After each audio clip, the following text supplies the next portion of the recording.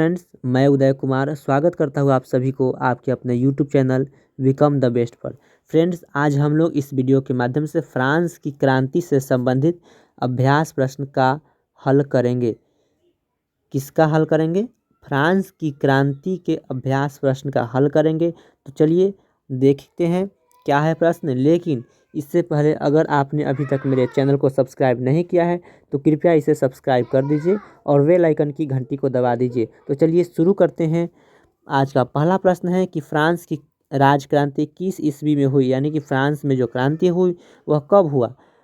क 1776, ख 1789, ग 1776 और घ जो है 1832। तो इसमें आपका सही उत्तर हो जाएगा ऑप्शन नंबर ख 1789 में फ्रांस की क्रांति हुई थी। ठीक है।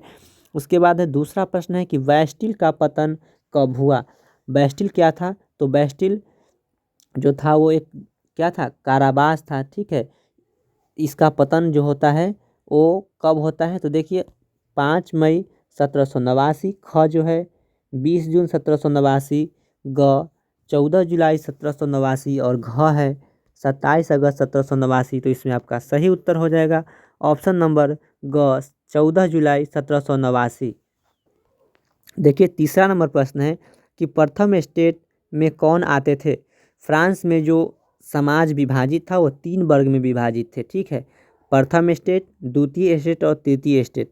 तो प्रथम स्टेट में कौन आते थे? देखिए ऑप्शन नंबर क कहता है सर्वसाधारण, ख किसान, ग पादरी और घ राजा। तो इसमें आपका सही उत्तर हो जाएगा ऑप्शन नंबर ग पादरी।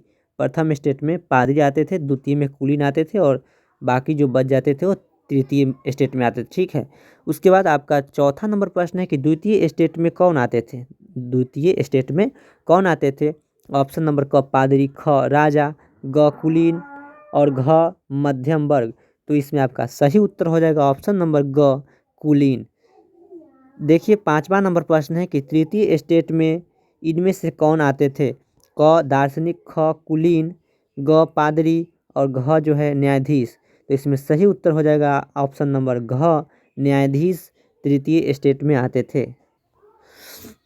देखिए छठा नंबर क्वेश्चन है कि वोल्टेयर क्या था? वोल्टेयर क्या था? क वैज्ञानिक था, ख गणितज्ञ था, ग लेखक था और घ शिल्पकार था। तो वोल्टेयर जो थे वो लेखक थे। क्या थे? वोल्टेयर लेखक थे, इसलिए आपका ऑप्शन नंबर ग सही उत्तर हो जाएगा। देखिए सातवां नंबर प्रश्न है कि रूसो किस सिद्धांत का समर्थक था? रूसो जो थे वो किस सिद्धांत के समर्थक थे? ऑप्शन नंबर क समाजवाद, ख जनता की इच्छा जिसे जनरल विल कहते हैं अंग्रेजी में। ठीक है। ग शक्ति पृथक्करण और घ जो है निरंकुशता। तो रूसो जो थे वो प्रबल प्रजातंत्र के समर्थक थे और ये जो है संपूर्ण बदलाव चाहते थे और इस प्रकार ये जनता की इच्छा के समर्थक थे। क्या थे? जनता की इच्छा के समर्थक थे। देखिए आठवां नंबर प्रश्न है कि मॉन्टेस्क्यू ने कौन सी पुस्तक लिखी? मॉन्टेस्क्यू ने कौन सी पुस्तक लिखी? क सामाजिक संविदा, ख विधि की आत्मा, ग दास कैपिटल और घ बृहत ज्ञानकोश। तो इसमें आपका सही उत्तर हो जाएगा ऑप्शन नंबर ख विधि की आत्मा नामक पुस्तक मॉन्टेस्क्यू ने लिखी। ठीक है। देखिए 9वां नंबर क्वेश्चन है, ये है 9वां नंबर प्रश्न कि फ्रांस की राजक्रांति के समय वहाँ का राजा कौन था? फ्रांस की जब राजक्रांति हुआ था जो कि 1789 में हुआ था, तब वहाँ का राजा कौन था? तो आप जानते हैं कि लुई 16वां जो थे वो क्या थे? ज़्यादा निरंकुश शासक थे, जिससे जो है क्रांति हुआ था, है ना। इनकी निरंकुशता के कारण भी कारण ही यानी इनके निरंकुशता के चलते ही क्या हुआ था?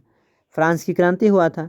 तो उस समय कौन राजा थे वहाँ पर? लुई 16वां थे। कौन थे? लुई 16वां, ऑप्शन नंबर ग। तो चलिए फ्रांस में स्वतंत्रता दिवस कब मनाया जाता है? ऑप्शन नंबर क 4 जुलाई, ख 14 जुलाई, ग 27 अगस्त और घ 31 जुलाई। तो इसमें आपका सही उत्तर हो जाएगा ऑप्शन नंबर ख 14 जुलाई। इस प्रकार आपका वस्तुनिष्ठ प्रश्न समाप्त होता है और अब है रिक्त स्थान की पूर्ति कर, यानी कि रिक्त स्थान को पूर्ति करना है, जिसे हमने पहले ही पूर्ति कर दिया है। ठीक है। अब आप लोग यहाँ पर सिर्फ देखिए क्या है देखिए कहता है पहला नंबर क्वेश्चन कि लुई 16वां सन डैश ईस्वी में जो है फ्रांस की गद्दी पर बैठा। तो लुई 16वां जो राजा थे, है ना, जिनके विरुद्ध, जिनके खिलाफ जो है लोगों ने क्रांति किया था, ये 1774 में जो है फ्रांस की गद्दी पर बैठते हैं। ठीक है। दूसरा नंबर क्वेश्चन है कि मेरी अंतोइनेट लुई 16वां की पत्नी थी। तो यहाँ पर लुई 16वां की पत्नी थी, कौन थी? तो मेरी अंतोइनेट थी। ठीक है, यहाँ पर भर दिए हैं हम। उसके बाद तीसरा नंबर प्रश्न है कि फ्रांस की संसदीय संस्था को क्या कहते थे? तो फ्रांस की संसदीय संस्था को स्टेट जनरल कहते थे। ठीक है। उसके बाद चौथा नंबर प्रश्न है कि ठेका पर टैक्स वसूलने वाले पूंजीपतियों को कहा जाता था। तो ठेका पर जो टैक्स वसूलते थे उन पूंजीपतियों को टैक्स फार्मर कहा जाता है। क्या कहा जाता था? Tax farmer. ठीक है। पांचवा नंबर क्वेश्चन है कि डैश के सिद्धांत, यहाँ पर डैश के सिद्धांत की स्थापना मॉन्टेस्क्यू ने की थी। तो मॉन्टेस्क्यू ने शक्ति पृथक्करण के सिद्धांत की स्थापना की थी। ठीक है। उसके बाद डैश की प्रसिद्ध पुस्तक सामाजिक संविदा है, यानी कि सामाजिक संविदा जो है किसकी प्रसिद्ध पुस्तक है? तो सामाजिक संविदा रूसो की प्रसिद्ध पुस्तक है। किसकी? रूसो की। ठीक है। उसके बाद सातवां नंबर प्रश्न है कि 27 अगस्त 1789 को फ्रांस की नेशनल असेंबली ने डैश की घोषणा की थी। तो 27 अगस्त 1789 को फ्रांस की नेशनल असेंबली ने मानव और नागरिकों के अधिकार, मानव और नागरिकों के अधिकार की घोषणा की थी। तो चलिए आठवां नंबर प्रश्न है कि जैकोबिन दल का प्रसिद्ध नेता कौन था? जैकोबिन जो दल था उसका प्रसिद्ध नेता कौन था? तो इसका प्रसिद्ध नेता जो थे वो मैक्समिलियन रॉबस्पियर। कौन थे? मैक्समिलियन रॉबस्पियर जैकोबिन दल का सदस्य, यानी कि जैकोबिन दल का प्रसिद्ध नेता थे। ठीक है। जिन्होंने आतंक का राज्य स्थापित किया था। ठीक है। उसके बाद देखिए 9वां नंबर क्वेश्चन है कि दास प्रथा का अंतिम रूप से उन्मूलन डैश ईस्वी में हुआ। दास प्रथा का अंतिम रूप से उन्मूलन जो हुआ वो फ्रांस में 1848 में हुआ। कब हुआ? 1848 में। देखिए उसके बाद 10वां नंबर प्रश्न है कि फ्रांसीसी महिलाओं को मतदान का अधिकार सन डैश ईस्वी में मिला। तो फ्रांस की महिलाओं को मतदान का अधिकार 1946 ईस्वी में मिला। कब मिला? 1946 ईस्वी में। तो चलिए इस प्रकार आपका ये भी भरने वाला भी जो रिक्त स्थान को भरने वाला प्रश्न था वो खत्म होता है। और अब आपका जो है लघु उत्तरीय प्रश्न आता है। क्या? लघु उत्तरीय प्रश्न।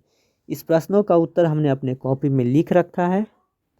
देखिए इधर जो है 4 प्रश्न है और बाकी 6 प्रश्न दूसरे पेज में है। ठीक है। और उसके बाद दीर्घोत्तरीय के भी 10 प्रश्न हैं और लघुत्तरीय का भी 10 प्रश्न है। तो इन सभी प्रश्नों का उत्तर हमने अपने कॉपी में लिख रखा है, जो कि आप लोग की सुविधा के लिए लिखा है। ऐसे इन प्रश्नों का उत्तर आपको खुद लिखने की कोशिश करनी चाहिए, लेकिन आपके समस्या के समाधान के लिए मैंने इस प्रश्न का उत्तर जो है अपने कॉपी में लिखा है।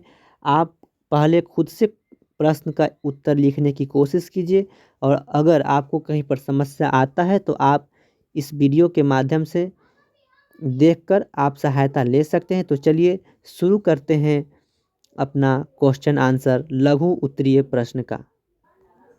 देखिए लघु उत्तरीय का आपका पहला प्रश्न है। ये लघु उत्तरीय प्रश्न उत्तर।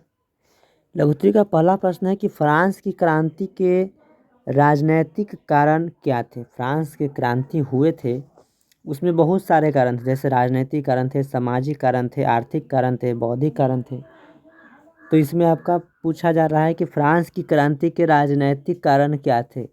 तो उत्तर में यहाँ पर लिखा हुआ है कि फ्रांस की क्रांति के राजनैतिक कारण निम्नलिखित थे। पहला नंबर कि निरंकुश एवं अयोग्य शासन। शासन व्यवस्था कैसा था? निरंकुश एवं अयोग्य था, यानी कि राजा निरंकुश थे एवं अयोग्य थे। दूसरा नंबर कि संसद की बैठक 175 वर्षों तक नहीं बुलाई गई थी। वहाँ पर फ्रांस में एक संसद था जिसका बैठक जो है प्रत्येक वर्ष होना चाहिए था, लेकिन 175 वर्षों से वह बैठक नहीं बुलाई गई थी। ठीक है। उसके बाद देखिए तीसरा कारण है कि अत्यधिक केंद्रीयकरण की नीति। अत्यधिक केंद्रीयकरण यानी कि संपूर्ण शक्ति राजा के हाथ में ही निहित था। ठीक है, देखिए राजनीतिक क्रांति में चौथा नंबर कारण क्या था कि स्वायत्त शासन का अभाव था, यानी कि शक्ति का पृथक्करण नहीं था, शक्ति क्या था, केंद्रीयकरण था। ठीक है, उसके बाद 5वां नंबर कारण है कि मेरी अंतोइनेट का प्रभाव था। राजनीति में किसका प्रभाव था, रानी मेरी अंतोइनेट जो कि लुई 16वां की पत्नी थी। ठीक है, चलिए इस प्रकार से आपका पहला प्रश्न का उत्तर समाप्त होता है और दूसरा प्रश्न का आंसर देखते हैं क्या होता है। देखिए दूसरा नंबर क्वेश्चन क्या है। दूसरा नंबर क्वेश्चन है कि फ्रांस की क्रांति के सामाजिक कारण क्या थे। फ्रांस के क्रांति के पहले वाले क्वेश्चन में आपने देखा कि राजनीतिक कारण क्या थे, इसमें सामाजिक कारण पूछा जा रहा है। ठीक है, तो उत्तर में लिखा है कि फ्रांसीसी समाज 3 श्रेणियों में विभाजित थे। फ्रांसीसी समाज जो थे वो 3 श्रेणियों में विभाजित थे। नंबर 1 प्रथम स्टेट जिसमें पादरी आते थे। ठीक है, द्वितीय स्टेट में कुलीन आते थे और तृतीय स्टेट में बाकी लोग आते थे। ठीक है, जैसे कि व्यापारी वर्ग है ना, शिक्षित वर्ग, किसान, शिल्पी एवं बाकी जितने भी बच गए वो सब किस में आते थे, तृतीय स्टेट्स में आते थे। ठीक है, आगे देखिए, प्रथम एवं द्वितीय स्टेट के लोगों को विशेषाधिकार प्राप्त थे, इन्हें कर नहीं देना पड़ता था, जबकि तृतीय स्टेट को कई सारे कर देने पड़ते थे एवं समाज में तृतीय स्टेट के लोगों का सम्मान भी नहीं दिया जाता था, जबकि प्रथम एवं द्वितीय स्टेट के लोगों को न तो कर देना पड़ता था और समाज में सम्मान भी इनको बहुत ज़्यादा मिलता था। ठीक है, तो चलिए दूसरा नंबर क्वेश्चन का आंसर समाप्त होता है। अब देखते हैं तीसरा नंबर क्वेश्चन क्या है। देखिए तीसरा नंबर प्रश्न है कि क्रांति के आर्थिक कारणों पर प्रकाश डाले। क्रांति के आर्थिक कारण निम्न है। ठीक है, पहला देखिए असमान कर प्रणाली। लोगों में कर का जो प्रणाली था वो क्या था, असमान था, यानी कि तृतीय स्टेट के लोगों को ही कर देना पड़ता था। ठीक है, उसके बाद देखिए भूमि कर, धार्मिक कर एवं अन्य सामंती करों का बोझ। एक ही किस्म का कर नहीं था, लोगों को कई तरह के कर देने पड़ते थे। ठीक है, उसके बाद बेरोजगारी की समस्या। उस समय फ्रांसीसी समाज एवं यूरोपीय समाज में औद्योगिक क्रांति का दौर चल रहा था, यानी कि मशीनों से उत्पादन अधिक होता था और जिसमें लोगों की कम ज़रूरत पड़ती थी। ठीक है, तो इस प्रकार लोग का अपना उद्योग धंधा जो जिसे हम लघु एवं कुटीर उद्योग कहते हैं वो क्या हो चुका था, समाप्त हो चुका था। इस प्रकार लोग बेरोजगार हो गए थे। ठीक है, गिल्ड की पाबंदी, प्रांतीय आयात कर एवं सामंती आयात कर से व्यापारियों में असंतोष। व्यापारी वर्ग को बहुत सारे असंतोष थे क्योंकि उनसे जगह जगह पर जो है कर लिया जाता था, इसलिए व्यापारी वर्ग भी क्या हो चुके थे, असंतोष हो चुके थे। इस प्रकार से आपने आर्थिक कारण को देखा और आगे देखते हैं क्वेश्चन नंबर 4। देखिए चौथा क्वेश्चन कहता है कि फ्रांस की क्रांति के बौद्धिक कारणों का उल्लेख कीजिए। बौद्धिक कारण क्या था, तो फ्रांसीसी क्रांति के विषय में कहा जाता है कि यह एक मध्य वर्गीय क्रांति थी जिसमें शिक्षित वर्ग के लोगों ने तत्कालीन राजनैतिक सामाजिक, यानी कि शिक्षित वर्ग के लोग क्या किए थे उस समय जो फ्रांस के समाज में राजनैतिक, सामाजिक एवं आर्थिक एवं धार्मिक जो दोष था, यानी कि जो क्या था, कुरीतियाँ थी, उसको पर्दाफाश किया, यानी कि लोगों के सामने उजागर किया और जनमानस में यानी कि लोगों में आक्रोश पैदा किया। ठीक है, फ्रांसीसी बुद्धिजीवियों ने फ्रांस में बौद्धिक आंदोलन का सूत्रपात किया।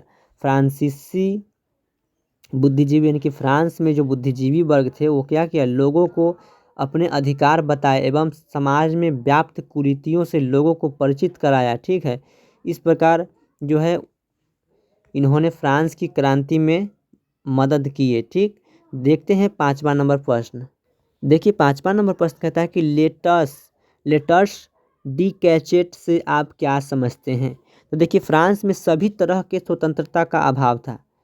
सभी तरह के स्वतंत्रता जैसे कि भाषण की स्वतंत्रता है ना, लेखन की स्वतंत्रता, विचार की अभिव्यक्ति की स्वतंत्रता, धार्मिक स्वतंत्रता, यानी कि लोगों को है एक ही धर्म को मानने के लिए विवश किया जाता था, बाकी धर्म को मानने वाले लोगों को जो है प्रताड़नाएं एवं दंडित किया जाता था। ठीक है, धार्मिक स्वतंत्रता को पूर्ण अभाव था। वहाँ राजधर्म कैथोलिक धर्म और वहाँ क्या था, राजधर्म कैथोलिक धर्म था और प्रोटेस्टेंट धर्म के मानने वालों को कठोर सजा दी जाती थी। इतना ही नहीं, व्यक्ति स्वतंत्रता का भी अभाव था, है ना। और देखिए, और उसके बाद क्या है कि राजा का कोई भी आदमी, किसी भी आदमी को, राजा या उसका कोई भी आदमी किसी भी नागरिक को क्या कर सकता था, गिरफ्तार कर सकता था एवं बिना मुकदमा चलाए हुए ही उसे क्या करता था, बिना अभियोग के गिरफ्तारी वारंट होता था, जिसको लेटर्स द कैचेट कहते हैं। यानी कि राजा का कोई आदमी किसी भी नागरिक को बिना मुकदमा चलाए हुए उसे क्या कर सकता था, जेल में रख सकता था। इसे को हम लेटर्स द कैचेट कहते हैं। ठीक है, देखिए अमेरिका के स्वतंत्रता संग्राम का फ्रांस पर क्या प्रभाव पड़ा। अमेरिका में जो स्वतंत्रता संग्राम हुआ, इस संग्राम का प्रभाव फ्रांस पर क्या पड़ा। तो देखिए, आपको हमने बताया पिछले वाले वीडियो में, अगर आपने देखा होगा तो आपको अवश्य पता होगा कि फ्रांस की सैनिक ने अमेरिकी क्रांति में अमेरिका का साथ दिया था। किसका साथ दिया था, अमेरिका के साथ दिया था, जिसके कारण फ्रांसीसी सरकार का आर्थिक क्षति एवं सैनिक क्षति भी हुआ था। इसी क्षति के पूर्ति करने के लिए, यही क्षति का जो पूर्ति करने के लिए फ्रांसीसी सरकार क्या करते हैं, फ्रांस की जनता पर कर बढ़ा देते हैं। एवं एक तो ये आर्थिक प्रभाव पड़ा जिससे, और दूसरा नंबर प्रभाव यह पड़ा कि फ्रांसीसी सैनिक जब अमेरिका में स्वतंत्रता के बाद जो है लोकतंत्र की स्थापना होता है, तो इसी प्रकार का व्यवस्था फ्रांसीसी सैनिक अपने देश में भी चाहते थे कि उसके देश में भी क्या हो, लोकतांत्रिक शासन व्यवस्था हो, क्योंकि राजतंत्र जो शासन था वह क्या था, जनता के हित में नहीं था, जनता के हित में नहीं था। इस प्रकार फ्रांसीसी सैनिक ने क्या किए, फ्रांसीसी सैनिक ने क्रांतिकारियों का साथ दिया और इसका प्रभाव जो है कि फ्रांसीसी क्रांति के रूप में सामने आया। ठीक है, देखिए आपका 7वां नंबर प्रश्न है कि मानव एवं नागरिकों के अधिकार से आप क्या समझते हैं। मानव एवं नागरिकों के अधिकार से आप क्या समझते हैं। तो मानव अधिकार तथा नागरिक अधिकार, ठीक है, इस अधिकार से प्रत्येक व्यक्ति को अपने विचार प्रकट करने और अपनी इच्छानुसार धर्म पालन करने के लिए मान्यता मिली। यानी कि स्वतंत्रता के बाद जो है फ्रांस में लोगों को अधिकार दिया गया जिसके तहत लोग अपनी इच्छानुसार धर्म पालन कर सकते थे एवं अपनी विचार जो है प्रकट कर सकते थे। ठीक है, जैसा स्वतंत्रता फ्रांस की क्रांति के पहले लोगों को नहीं था। इसी को हम मानव एवं नागरिक अधिकार कहते हैं। ठीक है, देखिए अगला 8वां नंबर प्रश्न है कि फ्रांस की क्रांति का इंग्लैंड पर क्या प्रभाव पड़ा। तो फ्रांस की क्रांति का इंग्लैंड पर भी प्रभाव पड़ा। जैसे कि फ्रांस के क्रांति के बाद फ्रांस में लोकतांत्रिक व्यवस्था कायम होता है और वहाँ पर जनता को अधिकार दिए जाते हैं। कई सारे अधिकार जनता को संवैधानिक रूप से, है ना, लिखित रूप से उन्हें अधिकार दिए जाते हैं। तो इसी प्रकार के कुछ अधिकारों का अभाव जो है इंग्लैंड के समाज में होता है, तो लोग इन्हीं सुधारों के लिए राजा से अपने अधिकार का मांग करते हैं और फलस्वरूप 1832 में इंग्लैंड में संसदीय सुधार अधिनियम आता है, जिसके तहत क्या होता है,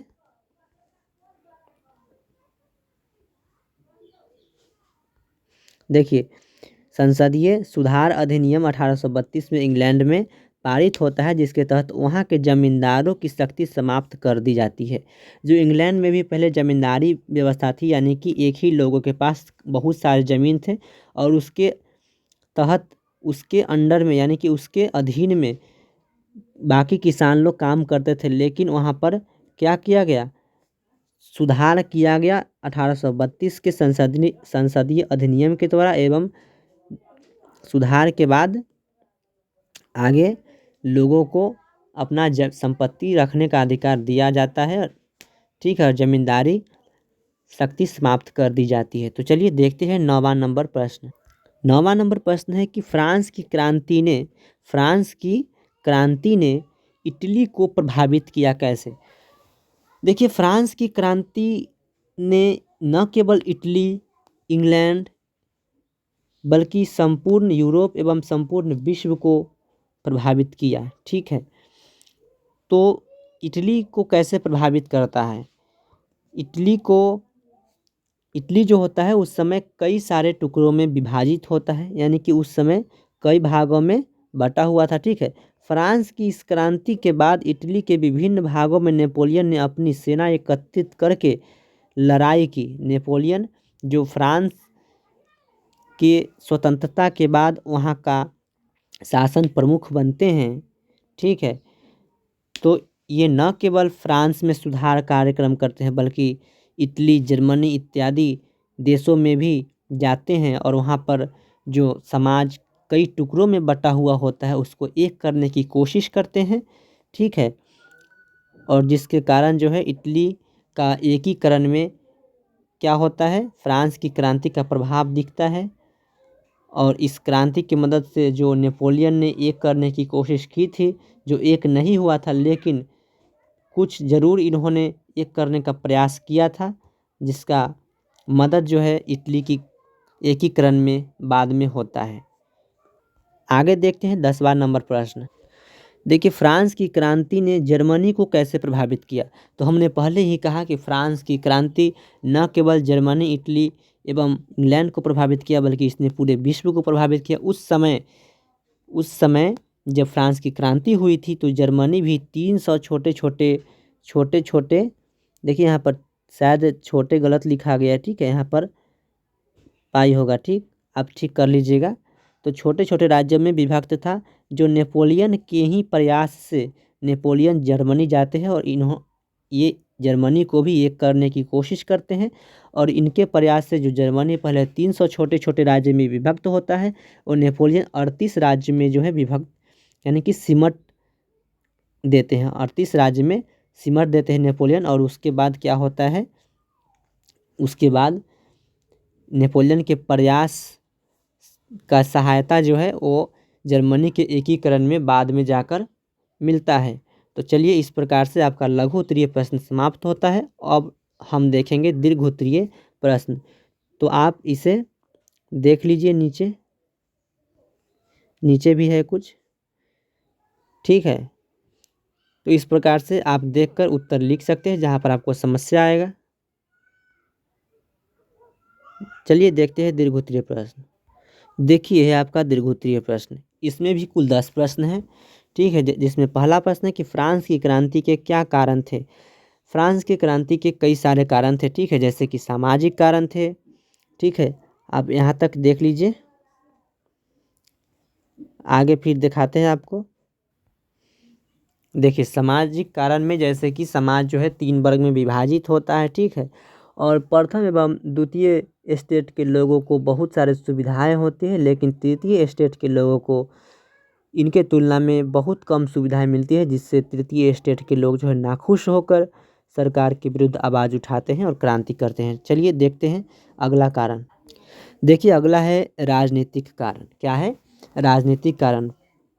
राजनीतिक कारण में ये था कि जनता सरकार जो थे वो क्या थे, निरंकुश सरकार थे, ठीक है। जैसा कि लुई 14वां कहा करते थे कि मैं ही राज्य हूँ। क्या कहते थे? मैं ही राज्य हूँ, ठीक है। चलिए अगला देखते हैं आर्थिक कारण क्या है। देखिए, आर्थिक कारण में है कि उनकी पत्नी जो होती है मेरी अंतोइनेट, वो किसी भी उत्सव पर बहुत ज़्यादा पैसे खर्च करती थी, ठीक है। और उसके बाद 15,000 ऐसे बड़े पदाधिकारी थे, यानी कि राज्य में 15,000 ऐसे अधिकारी थे जो कोई काम नहीं करते थे लेकिन बहुत अधिक मात्रा में वेतन प्राप्त करते थे, जिससे राजकोष प्रभावित होता था, ठीक है। देखिए यहाँ पर उसके बाद है आपका बौद्धिक कारण। क्या है? बौद्धिक कारण। जैसे कि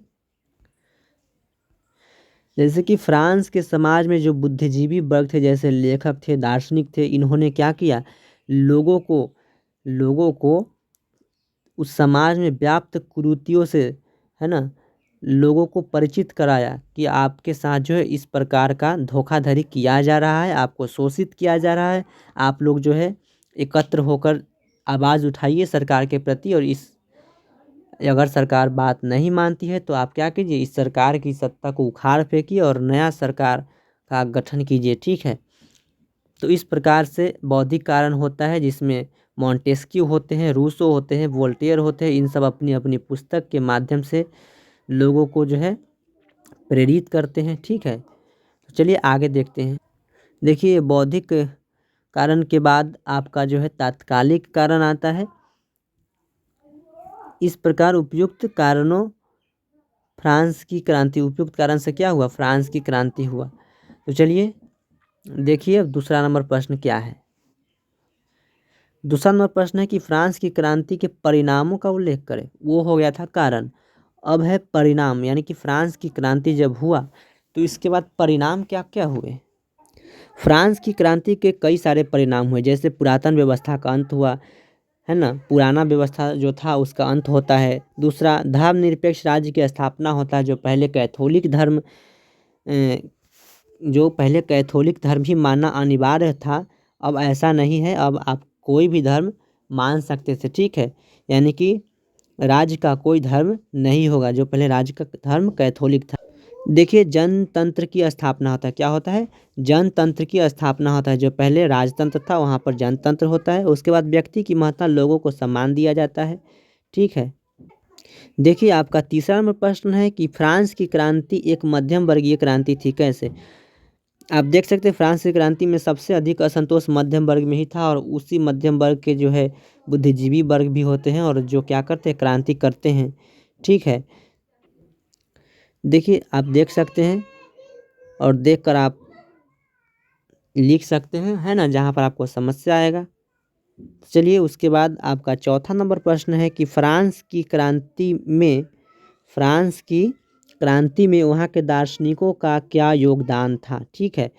तो यहाँ पर आप देख सकते हैं कि वहाँ के दार्शनिक क्या करते हैं, अपने अपने लेख के माध्यम से, जैसे मॉन्टेस्क्यू, वोल्टेयर, रूसो, लोगों को क्या करते हैं, लोगों को जागरूक करते हैं क्रांति करने के लिए। ठीक है ना। उसके बाद है तत्कालीन राजनैतिक, सामाजिक, आर्थिक एवं धार्मिक दोषों को पर्दाफाश करते हैं। ठीक है, जैसा कि आप जानते हैं। उसके बाद देखिए यहाँ पर ये सब अपने अपने पुस्तकों के माध्यम से जो है लोगों को जागरूक करने की कोशिश करते हैं। ठीक है। आप देखिए यहाँ पर, आप इसकी मदद से आप लिख सकते हैं। ठीक है। देखते हैं अगला प्रश्न। अगला प्रश्न है कि फ्रांस की क्रांति की देनों का उल्लेख करें। यानी कि फ्रांस की क्रांति की देन, यानी कि उससे उससे जो है समाज किस तरह प्रभावित होता है, इसके बाद क्या बदलाव आता है ना। तो देखिए, पुरातन व्यवस्था का अंत होता है। उसके बाद देखिए क्या होता है, ऐसे धर्मनिरपेक्ष राज्य की स्थापना होता है, जैसा कि परिणाम में पिछले वाले में भी था। जनतंत्र की स्थापना होता है। ठीक है। उसके बाद आप देख सकते हैं क्या क्या होता है। सो देखिए, समाजवाद का प्रारंभ होता है, वाणिज्य व्यापार में वृद्धि होता है, दास प्रथा का उन्मूलन होता है, सरकार पर शिक्षा का उत्तरदायित्व होता है ना, जो कि पहले सरकार पर शिक्षा का दायित्व नहीं था। उसके बाद राष्ट्रीय कैलेंडर जो है क्या होता है, लागू होता है। महिला आंदोलन करती है, जिससे महिलाओं को भी अधिकार मिलता है। देखिए, फ्रांस की क्रांति ने यूरोपीय देशों को किस तरह प्रभावित किया। तो फ्रांस की क्रांति ने न केवल फ्रांस को प्रभावित किया, बल्कि यूरोपीय देशों को भी प्रभावित किया। जैसे नेपोलियन के प्रयासों से जो इटली कई भागों में विभक्त था, उन्हें एक करने की कोशिश किया उसने, और जर्मनी जो 300 भागों में विभाजित था, उसे उन्होंने 38 भागों में क्या किया, सिमट दिया। उसके बाद जो है देखिए, इटली पर प्रभाव होता है, और उसके बाद जर्मनी पर प्रभाव होता है। ठीक है। उसके बाद आगे देख, पोलैंड पर प्रभाव, यानी कि फ्रांसीसी क्रांति का प्रभाव पोलैंड पर भी उसके बाद पड़ता है। ठीक है। उसके बाद देखिए इंग्लैंड पर भी प्रभाव होता है, जैसे कि पिछले वाले क्वेश्चन में हमने बताया था, ठीक है, कि इंग्लैंड में एक